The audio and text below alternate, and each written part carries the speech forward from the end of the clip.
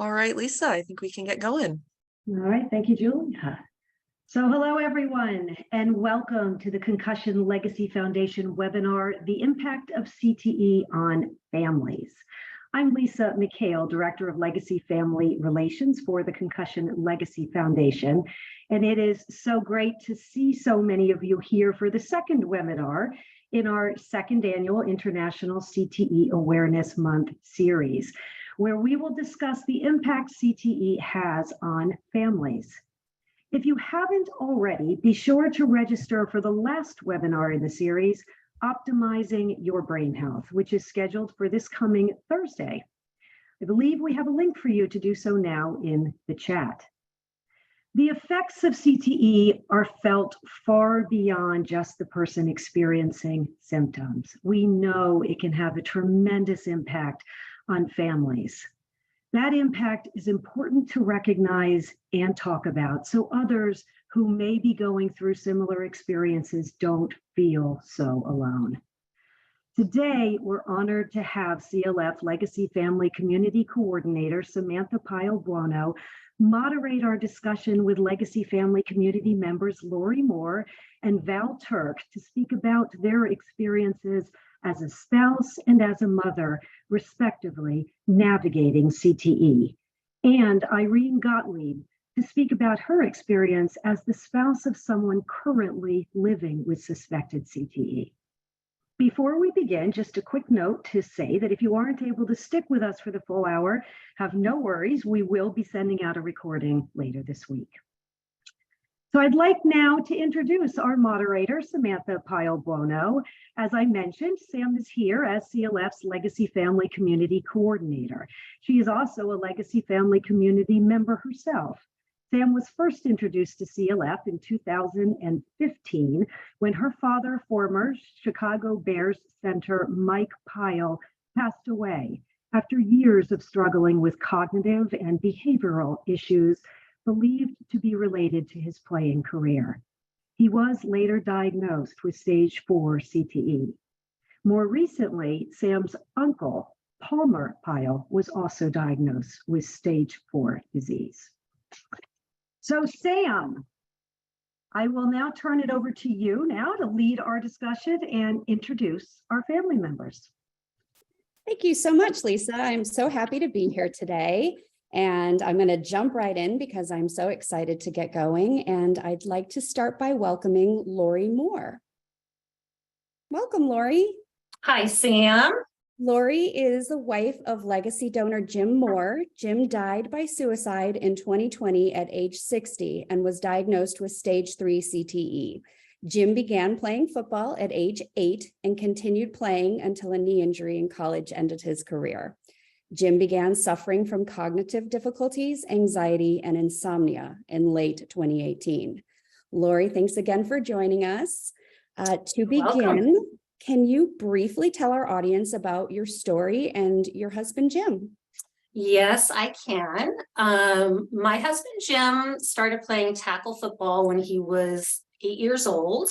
And like most legacy donor athletes, he excelled in the sport. And he was a high school standout where he played both running back and tailback. So he played for the majority of the games during his high school time. He grew up playing in the 70s during the period where it was the lead by head kind of mentality of football. He was recruited to play college football with several colleges, and he picked Northern Arizona University. And he played only until his sophomore year when a knee injury took him out of the game. And he went on, it was kind of he went through a mourning period I didn't know him back during that time. He went through a mourning period of his days lost in football, but he quickly decided that he was going to transition and put his energy into his studies. And he graduated from college and then went on to become a financial advisor, where he practiced financial advisory up until the time of his death. And our story with CTE really, the symptom, Jim was very highly functional, and we were very fortunate because of that. Jim and I were married in 1988, and we have three children, and we had just a wonderful life. Jim was my biggest gift. He was a kind, caring, compassionate, very hardworking man, but put his priorities in his family, his friends, and also his beloved clients. So, for the majority of our marriage, I was very, very blessed to have it be a very happy marriage. We first found CTE first came on our radar back in 2012 when Junior Seau died by suicide here in San Diego. We're from San Diego, so not only was it a national story, but it was a huge story in San Diego. And there are very few memories. There's a lot of things that happen in your life, but you forget a lot of things. But this particular conversation really stood out to me. And we had just were getting ready for our day, and the morning news had come on saying that Junior Seau had been diagnosed with CTE. And really, that was the first time that I had ever heard of it. And I'll never forget this. As Jim was tying his tie, he stopped cold in his tracks, and he just looked at me with this very concerned look and said, I really think that this is going to happen to me someday. I think I'm going to get it. Well, he already had it, as we all know, but, and I just remember looking at him saying, why do you think that? And at the time, I really didn't know anything about CTE. I just thought it was an NFL problem. And I was actually counting my blessings that Jim never did play in the NFL. So he said, well, I don't think you realize how much my head got hit, knocked around, and how many concussions I had. He goes, I got my bell rung so many times. And not knowing any of the symptoms, I wish I had asked, are you suffering from any symptoms of this, or what, are you feeling like you have it now? And I just remember kind of tapping him on the shoulder and just saying, it's okay. If you were to get it, I'll be here and I'll support you. And I just really remember thinking, this is never going to happen. I mean, in all due respect, you were an amazing athlete, but this is not going to happen. And his symptoms were, very mild. I mean, they were, back in his 50s. I mean, I think the first symptom was insomnia that really I noticed was increasing as he got a little bit older. But it really wasn't until 2018 when CTE kind of came into our lives, and it really came fast and furious. And what I mean by that is Jim and I were really at that point at the sweet spot in our lives. We were getting ready to retire or become semi-retired. We just bought a ranch up in northern Nevada, and our children, we were empty nesters, and our children were doing really well, and life was good. We were looking forward to a life of travel, and also the future prospects of grandkids and enjoying our golden year. And I remember when we were purchasing our new house, we were, rather than a city water system, we were now on a well system, and we had propane, and there was just a lot of bells and whistles to this property. And I remember Jim just feeling very anxious about that. And it was very uncharacteristic of him, because he was also very, just kind of the commander in chief and can do anything. And so after we purchased this house, we were here in San Diego because we were commuting back and forth because Jim was still seeing clients. And I'll remember this, looking over at him, and he just had this frozen look of despair. And I said, what's the matter? And he says, I'm just having this horrible anxiety. And he had to sit down, and I just said, are you okay? And he says, I'm okay. He said, I just don't know where that's coming from. And I said, are you having that often? He's like, no, not so much. And, during that month, that was in November, it was a tough month for Jim. I mean, he wasn't sleeping. He was having these bouts of anxiety, and he decided to go to his general practitioner. And he came back, and he had told me that the doctor had prescribed a low dose of Lexapro. And I was questioning that, because I felt that was a little bit too aggressive. And he says, no, he said, I wanted some Xanax for the anxiety, but the doctor didn't want to prescribe it to me. He said, just go with me on this. And it seemed to be, he says, I really want to try it. And this was November of 2018. And then in November, it seemed to be working. And 2019 was a great year. Our daughter got married, and life was good. And then 2020, the symptoms started to reappear again. And unfortunately, they were faster and they were more furious, where he had just incredible anxiety. And also what I was noticing is that his speech was slower. He was complaining of confusion and memory loss. We were in the middle of a big landscape project, and we would have Monday morning meetings with the general contractor. And I just was looking at Jim. He would lose his train of thought, and he just started to feel very, very hopeless. And I was starting to say, what do you think is going on? And this was during also COVID had just happened in 2020. And I thought that all of his anxiety had to do with COVID, a lot of it being a financial advisor, the markets were falling, but it just wasn't characteristic of Jim. He'd been in this business for 35 years, and he was always able to handle distress. And what happened was a big incident happened just right before he passed, where he shared with me that he got lost driving. And that really kind of just really cemented things for me that something was really, really wrong. He was telling me that he was driving and he had to pull over, and he didn't know where he was. And he said, I was afraid I was going to get arrested. He goes, I was afraid of I was starting to panic.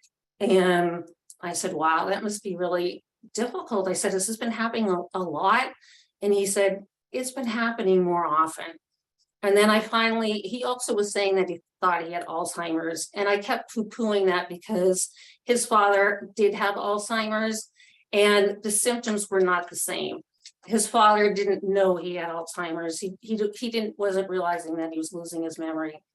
And so I remember right after that incident really saying, okay, it's time for us to get help. And I just remember having this really bad feeling inside, just going, something is really wrong with Jim, and I don't know what it is. I said, I know it's not Alzheimer's, but maybe it is. And, at that point, Jim had not been sleeping at all. I mean, I think he got maybe an hour of sleep at night. And I woke up one morning right after that incident of him getting lost, and I will never forget this. He had just a frozen look of despair on his face. And he was holding his head, and he was just saying, my head hurts, I can't sleep, I don't know what's wrong with me. And I remember putting him into bed, and he said, we are going to, I do need to get some help. And my children were coming for the weekend, and he agreed to let me take the lead to find some doctors to get some help. And unfortunately, we were never able to get to that point, because Jim had written me and my family a glowing letter explaining what was happening to him. He was explaining the memory loss and the confusion was just getting all too much. And his anxiety and depression is worsening. And he says, you know I'm sick, but I don't know what it is. And so he wrote in his letter that he made the difficult decision to end his life. And so he died by suicide that day. Lori, thank you. That's, I know, very difficult to talk about, and thank you for being so candid.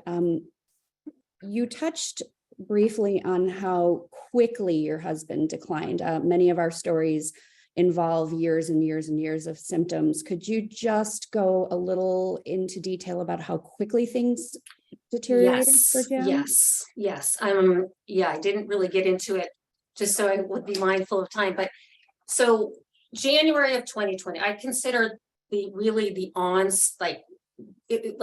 quickness of it starting in January of 2020.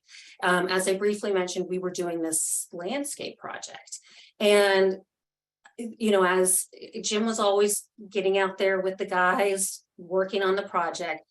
And there was a moment where we were going to go live on our sprinkler system. And, this is a big property. So there were like 21 stations, and, we were on farmland, and we were trying to push all this water through the earth.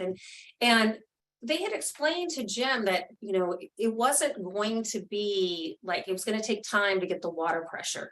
So they were having a harder time with the water pressure. And, Jim normally would be the type of person to say, okay, how are we going to fix this? And when do you expect us to fix this? And it wouldn't have been a problem.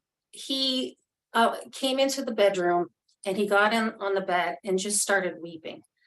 I mean, Jim was always one to show emotion, but this was so uncharacteristic of him.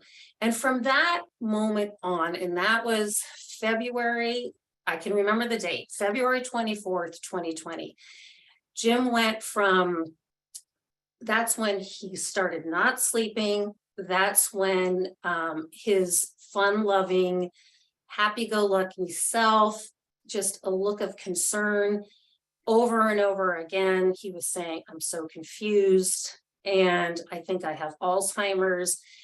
And that's when that all started. Now, what's I call the CTE dance, he would have those periods and you'd be like, something is wrong. And then he would have periods of his normal self.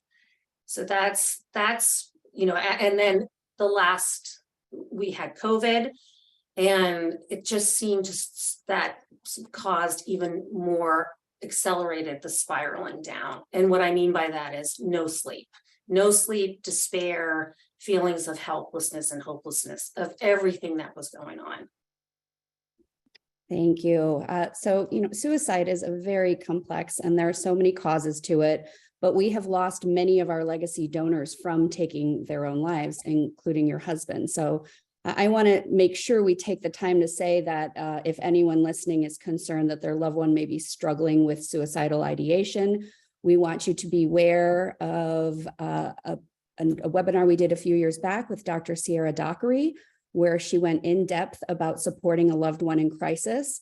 We'll drop that link in the chat now for everyone to refer back to. And please know the Suicide and Crisis Lifeline is available 24/7 by dialing 988. And in a last moment, I just would like you, Lori, what is your message to other spouses who are going through similar experiences to what you did with Jim? My message is, first of all, I wish that I had been aware of the symptoms of CTE. I wish that I had CTE in my trajectory, because I would have been more supportive to the symptoms that he was experiencing. I wouldn't have dismissed this as being situational stress. And one of the things that I really wish that I had known is that suicidal thoughts is a symptom of CTE. And I would have asked, are you feeling thoughts of suicide? Because honestly, one of the biggest sign of suicide in Jim's case was no sign. I mean, there was no sign. He was not, I believe he was hiding his symptoms for probably those 3 years, beginning from 2018. They were starting to become where he couldn't hide them. And that would be the message. If your loved one is going through suspected CTE or the symptoms that they have, is check in with them to find out what their thoughts and where they're at with all this, how they're handling the symptoms. That's really good advice. Lori, thank you for sharing your story with us. You're welcome.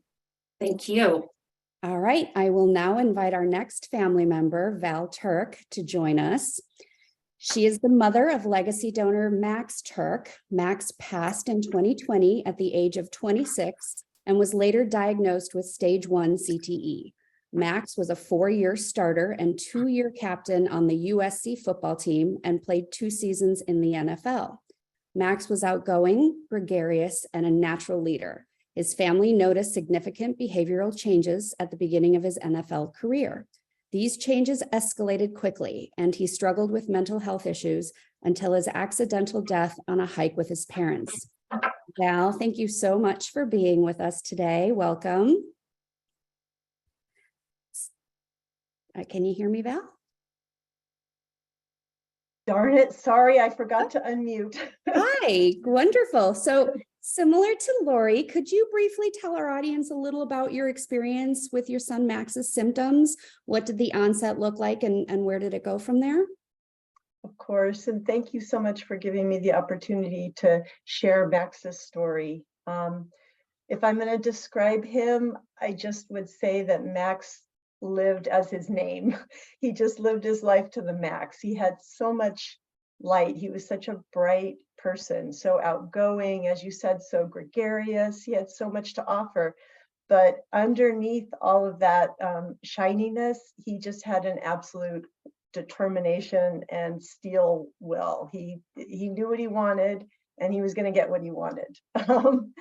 And he very early on loved all sports, basically for those reasons. I think it really it suited his personality. So he played all sports all the time.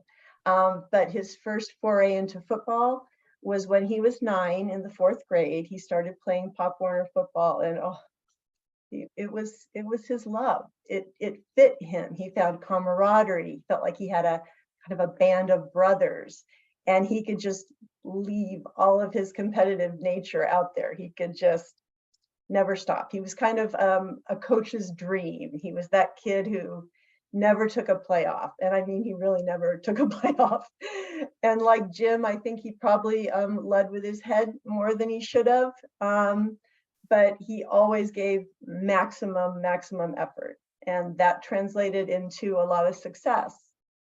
So also like Jim, he played both ways. So he was taking the hits on offense and defense all through Pop Warner and high school. Once he got to college, he didn't play both ways, but that was a lot of hits banked on his young brain, unfortunately. So once he got to high school, he would do, like I said, whatever the coaches wanted, being kind of a coach's player. And he started off at tight end, but they wanted him then to become a lineman. So he bulked up, he was a very tall man, 6'5", but he wasn't naturally pretty thin. So he had to really struggle to gain the weight, but he did it, and he was really successful. He helped to lead his high school team to a state championship, and he was selected to the Army All-American Bowl and had just all kinds of D1 offers. So he was just thrilled, living the dream. And he had always wanted to go to USC. So when that offer came in, that was it for him. He was so excited. He had, in fact, when he was in junior high, he had carved into his desk USC NFL Hall of Fame. So that was his first item, and he was able to tick it off. He got to USC during the time period when they had a lot of transitions in their coaching. So he had a different coach every single year. And ultimately, he played every single position on the line, ending up at center. but he had the distinction of being the first freshman in the history of USC to start at left tackle. And as I said, ultimately ended at center, 2-year captain, just did really well and loved it. He was very, very happy when he was at USC. He had a lot of friends. He seemed really easy with himself. And we felt like, gosh, this kid has found his way. He's got his life's dream. His senior year, probably I think 3rd or 4th game, he tore his ACL playing against Washington. And we thought, oh, this might be a little wrinkle in the plans. But with that typical Max determination, he just kept working at it. He worked really hard and he prepared, and he still ended up being drafted in the 3rd round by the Chargers. So it seems like everything is ideal. Everything, he's living the life that very few people can live. He's working really hard, but he's really enjoying it. But at that point, that was when we noticed a pretty dramatic change in his personality. Well, I shouldn't say dramatic. In the beginning, it wasn't dramatic. He just started to become very quiet, and he started to sort of isolate himself. So in the period between the draft and when he moved to San Diego, he suddenly was just in his room all the time, and he wasn't communicating with us. We thought, well, he's got to be excited about this. I mean, he's achieved the draft, but maybe he's nervous. Maybe he is worried about transitioning from collegiate to pro. It's a big jump. Maybe he's nervous. He won't be able to handle it. Who knows? Let's just give him some space. So we were a little worried, but not terribly worried. But then he moved to San Diego to start with the Chargers, and that worry started to expand very significantly. He cut us out more and more. And then when we did have contact with him, his behavior became very, very different. It started out with paranoia. He was really paranoid. He thought that his teammates on the Chargers were trying to sabotage him. He was sure that they were doing things to his shoes or other items of his gear, or they were just basically trying to harm him. And pretty quickly that expanded into the administration of the Chargers. And then with the horrible gut punch to us as his family, it then carried over to us. And he began to believe that his dad and I were working with the Chargers to try to sabotage him. So he must have felt very, very alone. He started to push away all of his friends from the past. He really didn't have anyone that he trusted anymore at that point. So he had not a very great first year. He wasn't very successful. He didn't get to play at all, which was new for him. That was the first time he hadn't been able to be successful athletically. And then obviously mentally, he was having a breakdown. So he came home in between the 2 seasons. And I remember very distinctly when he got home, he was telling me all these wild tales in much more detail than we had heard during the season.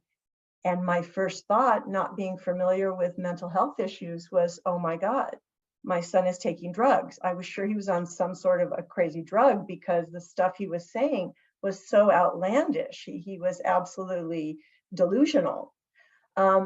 Pretty quickly, looking into it, trying to educate myself, we pretty quickly realized that what he was having was a psychotic break, and he was having severe mental illness symptoms.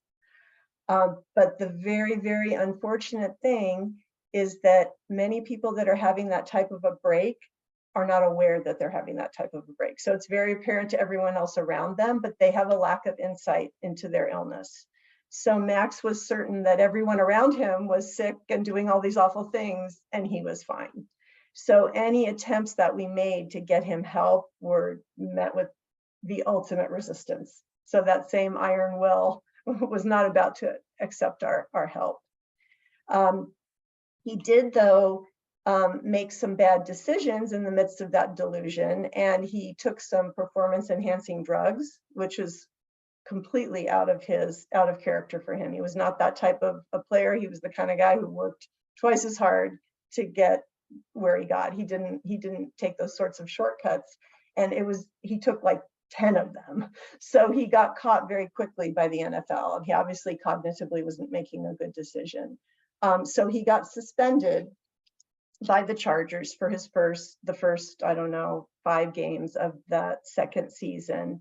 And then they dropped him down to their practice squad. But at that point, his agent was able to convince him that he should see a psychiatrist. So he saw a psychiatrist, I don't think because he really thought anything was wrong with him. I think he went because he thought he needed to in order to continue with the NFL, which was still his ultimate dream. So he did get some medication for a short period of time. And we thought, oh my goodness, things are looking up. He did seem to respond to the medication. He got picked up by the Arizona Cardinals. We thought, well, he's got a fresh start. He's got this dream with the NFL. Maybe that'll keep him on the medication and in treatment, and he'll be able to stay the course. But unfortunately, that wasn't to be. He didn't have a great season at Arizona, and his time there was not any better than it was with the Chargers. And he just gave up. He gave up on the medication and started to become very symptomatic again. So they dropped him, and he came back home to Southern California to live with us and to try to remake his life. And he made such an effort. It was very inspirational to watch him try, as inspirational as it was just absolutely wrecking to us as a family to watch him suffer like that. To think of someone who has achieved everything, they've achieved the pinnacle, and suddenly all of that is gone, and they're struggling now with very severe mental health symptoms that they don't understand or actually acknowledge that they have.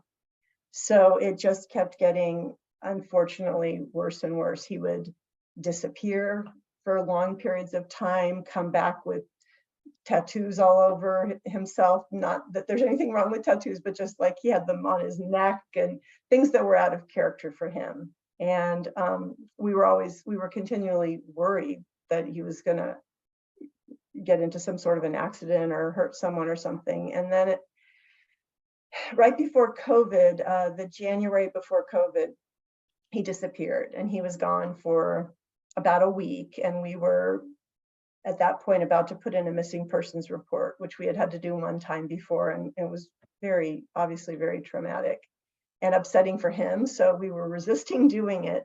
And the day we were going to put that report in, we received a phone call from a psychiatrist at Bellevue Hospital in New York. And Max had, under the delusions that he was being spoken to by Putin, had chosen to drive his truck all the way across country without sleeping to New York City, where he had something that he had to do for Putin. We're not entirely sure what it was he was supposed to do. But for the first time in his life, when he was in New York, he became violent. He had always been our gentle giant, never, he was aggressive on the field, but never aggressive with people in life outside of football. But he assaulted someone, and that's how he landed in Bellevue Hospital. So he was actually getting treatment there. He was very resistant in the beginning. So he was there for some time. I think he was there for about 3 weeks. And potentially he would have stayed longer, but that was right at the beginning of the COVID outbreak. So they released him, on medication and stable. And he drove his truck across the country back home and landed at our house in full psychosis, having stopped taking the medication as soon as he left Bellevue, obviously not ready to be released yet. So he kind of continued on with his behavior from New York, and he was violent towards us. So we actually had to call the police, which, if you can imagine having to call the police on your child that you love, but it wasn't my child, it was someone different in the grips of this illness. So he was taken to a psych hospital. And the end of that part of the story is that this actually was the best thing that could have happened, because once Max was stable on the medicine in the hospital, he realized what he had done. He had threatened his family, and that was just not who he was. That was finally what opened his eyes to the fact that he was ill. So at that point, he jumped all in on getting treatment, which was great. He took his medicine, he did all the therapy, did all the educational pieces that he needed to do. And he was really getting his life back together. He was doing really well.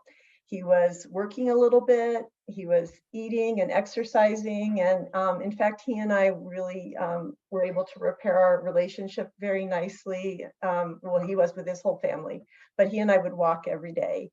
And so hiking kind of became our thing. And then he and his dad and I took a hike to celebrate Father's Day. So June of 2020, and Max collapsed on the trail. Unbeknownst to us, he had had a heart condition. He had an enlarged heart. It may have been from those substances that he took. We're not really sure because it was never diagnosed and we had no idea of it.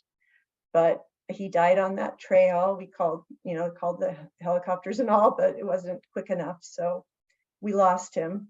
But at least we were able to see him make that great effort to come back and fight what was going on.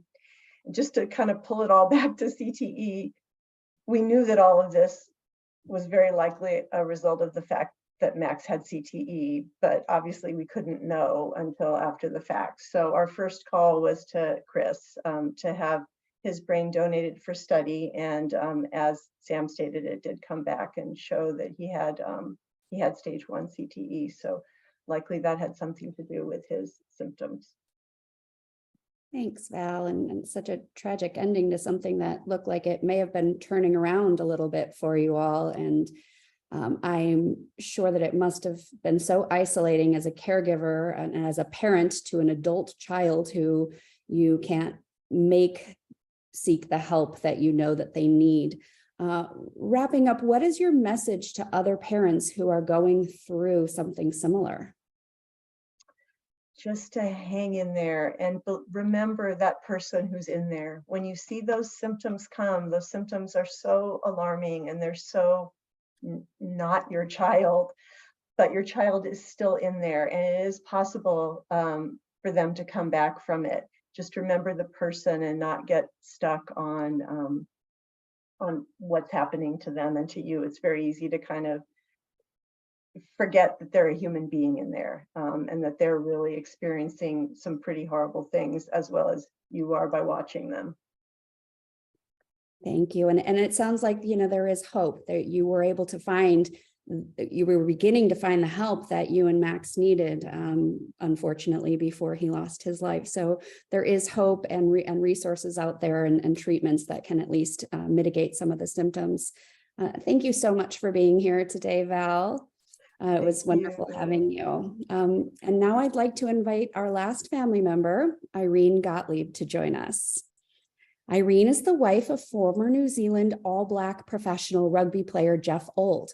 Geoff is currently living with suspected CTE. Irene has been a CTE community advocate since 2009 and is actively supporting CLF's efforts across the globe, particularly in New Zealand, where she currently resides with her husband. Irene, thank you so much for joining us today. Thanks for including me, and thank you, Sam and CLF, for doing this. It is really, really important. I just want to start with saying that we're the Crusaders, who are the guiding light for others. I'm Irene, and as Sam said, I'm married to Geoff Old, who played for the for the New Zealand All Blacks. See, once a New Yorker. But Irene, Geoff is still with us. So can you give us an overview of when Geoff's symptoms started and what those symptoms were and which symptoms he is experiencing now?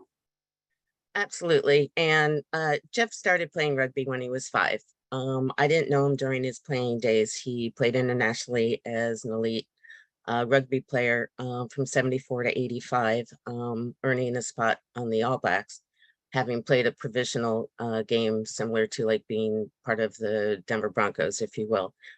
I probably caught the tip. We've been together 20 years. We both ran with the fast crowd and were very busy. And when we met, he was just a bright light for me. He's the nicest person I ever met. We had so much fun. He was smart and sassy and handsome. And we, got on and had 3, fun-filled years. But he also, very centered in family. I had 2 young boys, which, clearly is always a challenge as a single mom at the time, you know, bringing somebody into the home. And I wasn't paying attention. Geoff had just stepped down from the big Roger Goodell job for USA Rugby at the Olympic Center in Colorado as their technical advisor, right when we had met. And I meet him. He's got a business card that says he's the president of, such and such, and he's driving this, and he's, living in a fancy house with a former Bronco, and ends up being my neighbor.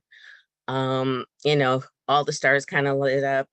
We had, mutual friends, and, having also been training as an athlete, even in my later years, we had a lot in common, and we started working out together and running together. A lot of boozing and drugging and just having a blast. We met literally when my kids went away to camp one summer. And so for the first time in my life, I actually had some freedom, if you will, to explore outside of making lunches and doing carpool and jumping on a plane, chasing after my big corporate career. Well, after about 3 years, things just started crashing. I called it sabotage. I didn't know what was going on in the house. Geoff had, been a neighbor, as I mentioned, and one day he literally showed up, and we had these conversations because as a mom, I'm really sensitive to how you introduce somebody, that's not their father, and not taking on that role, but yet also someone that I can trust and that's loyal, and all those things that are just so important. And we had those conversations because he wanted to move in. I came home one day and he did. My kids came home from school, and he was still sort of already part of the furniture, but it was kind of eye-popping for me because it wasn't what we had discussed. I've never talked about stuff like this before, but as I'm reeling back the movies and feeling like a little bit of a survivor now that we're on the other side of it here in New Zealand, and yes, we are thriving, and I'll come back to that because there's always the big, buts. His now that I realize symptoms of CTE were extreme, and they were seeping out. And of course, I had no idea, no understanding what this may have been other than a complete personality shift. Here's a guy that worked 10 jobs. He was a policeman. He was, doing double shifts, training 4 positions for the All Blacks as a loose forward. So he was very dedicated and motivated, along with putting himself back to college, and got his sporting diploma certificate. So he was able to go overseas to be that guy, and he went all the way. And that was his career, was following his sport. He became the national coach in Netherlands. That's how he got to the US, because they thought, well, if he can do what he did there, so he was starting to move around because he had the skills and the aptitude and the administrative wherewithal. And he was creative and succinct, and he was writing manuals. And the reason I'm sharing all this is knowing how smart he was and how he was able to multitask, and all of this that was going on. And then to meet someone that basically made up who he was reinventing, and not knowing a lot of the background and understanding exactly why he had stepped off the big job with USA Rugby to take on another position in a smaller community, I didn't think twice about it. But like I said, about 3 years later, he shows up with, he's moved in. I had just cleared out, I had a tack room that I had remodeled into being a home office because the kids are getting older, etc. Moved over and took over my office. Just I was flabbergasted because I didn't know what to say. And I have to be so honest, but I was more concerned about the stability of my children and the continuity of what was happening at home. I had to breathe through it and just kind of pretend that, yes, this was part of a decision that I had made too, until I lost my dream house.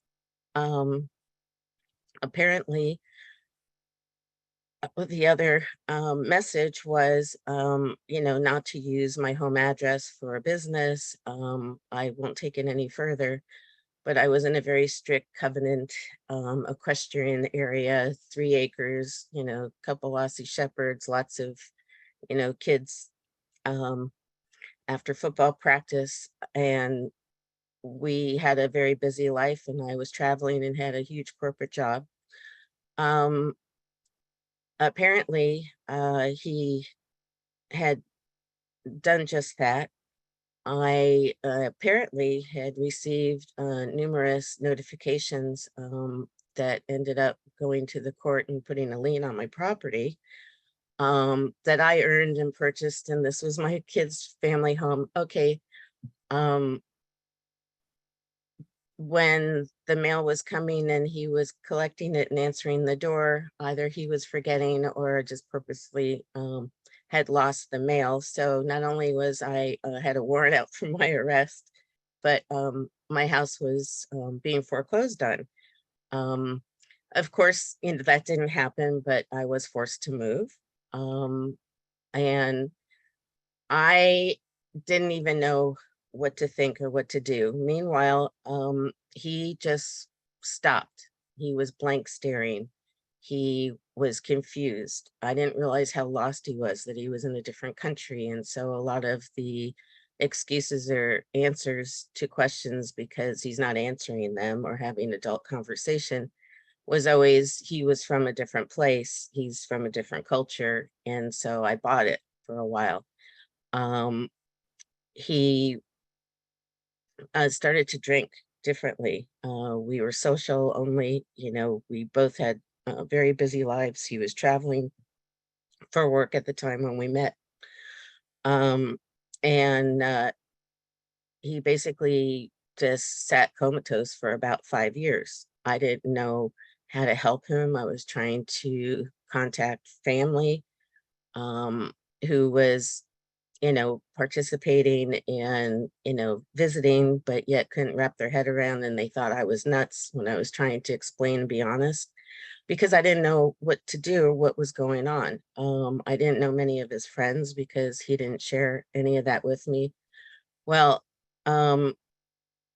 he started drinking beer and wasn't remembering how much he was drinking. And so, he literally, just didn't know he just had a beer, and he would continue doing that until it became such a problem. By 2009, I was screaming from the rafters, trying to get in touch with people here in New Zealand to see, what's going on. I had been friends because I ran with a fast crowd and was kind of a banger sister, if you will. Sorry, everybody's gonna laugh now, but I can come back to that too. But I had a lot of friends in the NFL and was starting to hear whispers of other gentlemen that were having similar problems. And all of a sudden the penny dropped. And I just don't know why I hung in there, other than the fact that he was 6'4", 240 and just planted himself. But I hung in there because I felt so responsible. I realized how alone and abandoned he had been, and not to feel sorry for him, but he was part of our family. And, it can be anything. of course, I didn't know at the time, but if you get diagnosed with, something, it's a different conversation at home. We make different decisions. I, again, didn't know what was going on, other than that I was smart enough and hopefully mature enough, now I can say that looking backwards, to understand this wasn't the person that I had met. And there was such a big shift, and I had paid such close attention to other friends and the whispers I was hearing. It all added up to me and made perfect sense. That's when I started my little personal crusade, because it became my therapy, which is what allowed me to stay. So there's all kinds of lovely tidbits that I can share for those that are still living and thriving and finding some balance. And I know, Sam, you had said something to me that really, really resonated, which was, finding the balance between compromise and sacrifice. And I know I lost the plot there, lucky for him, for a little while. But that's a really important thing to mention. Yeah, and Irene, so you've taken Geoff back to New Zealand where he's more comfortable, and that has kind of allowed him to fall into a plateau for a little while. But being a caregiver can be all-consuming while someone is living with suspected CTE. Can you quickly speak to your own health and how caring for Geoff has impacted you? Yeah.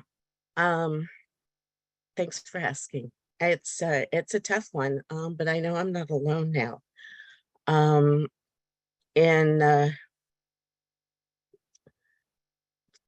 I've been diagnosed with an autoimmune disease called psoriatic arthritis. This has been brought on from extreme stress, and of course, having been, I guess some sense of athletic, the arthritis may or may not have shown up, but this is a chronic disease that's never going to go away, that's actually making me really sick. In 2015, he had his first baseline, which I pushed for because I didn't know what was going on, that showed, atrophy on the brain that was inappropriate for his age at the time. In 2013, he had a hip replacement. I know I'm going backwards, which he was debilitated and on oxycodone for 2 months as I'm screaming up and down the stairs until he had the surgery. Once that surgery occurred and the anesthesia just set him off, and that's when it was so defined to me, that there was an issue that needed to be dealt with, medically, that, all the behavioral this and that, and the early symptoms had become physical. And neurological, not so much, psychological, if you will. Again, what I was doing and how I was doing it for him, and taking care of 2 kids and flying all over the universe, still being home for dinner to keep my big job, really pushed me over the edge physically. And so since then, I've been struggling with trying to keep myself on my feet, having to pretend that there's nothing wrong with me because, I know I look pretty good. It's a joke. I have to do that because I work hard to make sure that people can't tell. But I'm tired all the time. I don't sleep. I don't know if I can, walk when I get up in the morning.